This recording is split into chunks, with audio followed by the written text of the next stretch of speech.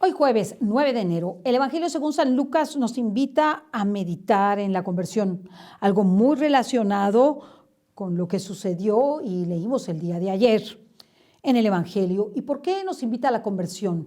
Es este pasaje donde Jesús pasa al frente en la sinagoga y empieza a leer la escritura de Isaías y empieza a decir, ¿quién es Él? A descubrirnos su verdadera naturaleza mesiánica, su naturaleza de hombre Dios. Y nos hace ver que Isaías predijo exactamente lo que Jesús hacía y lo que Jesús hizo en su tiempo, que fue darle la visión a los ciegos, a los cojos devolverles el movimiento de sus piernas, liberar a los cautivos.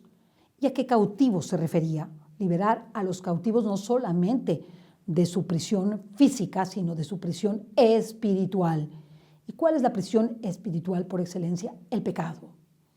Y por eso el Señor nos está invitando a dejar el pecado para entonces nosotros estar en condiciones de poder parecernos a Jesús y proclamar el año de gracia del Señor.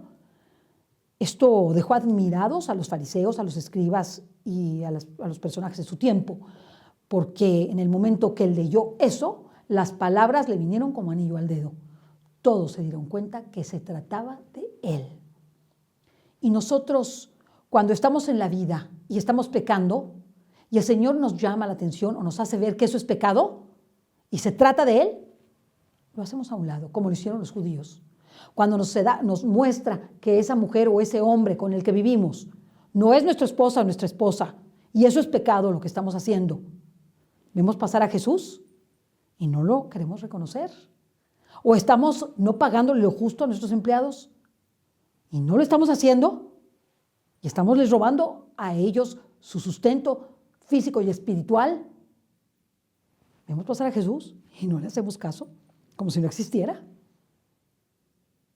Y vemos que nos va como anillo al dedo las palabras, los mandamientos, las llamadas de atención. Ahí Jesús nos está echando los flashazos, así como caminando en el agua como el día de ayer, mostrándose como hombre Dios, que estamos esperando para enderezar el camino, para que Jesús nos libere del pecado, que no puede salir de ese pecado, pide la ayuda a Jesús, ve y pide la ayuda a Jesús, confiésate.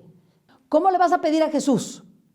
Que te libere de los terremotos, que te libere de las epidemias, o de que no tienes trabajo, o de la guerra, si vives en un pecado grosero.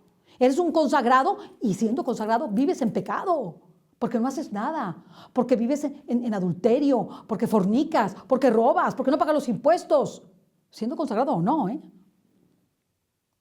El Señor quiere que cambiemos nuestra vida. Y esto es un llamado, cada evangelio es un llamado, deja el pecado, deja el pecado.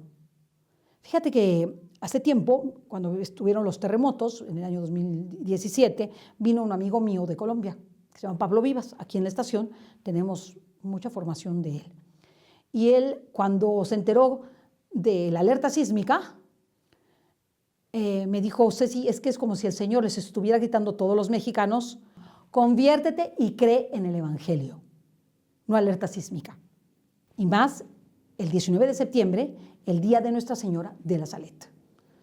Así es que el llamado a la conversión está ahí, el llamado a buscar a Jesús para que nos libere del pecado, de hacer un buen examen de conciencia y confesarnos.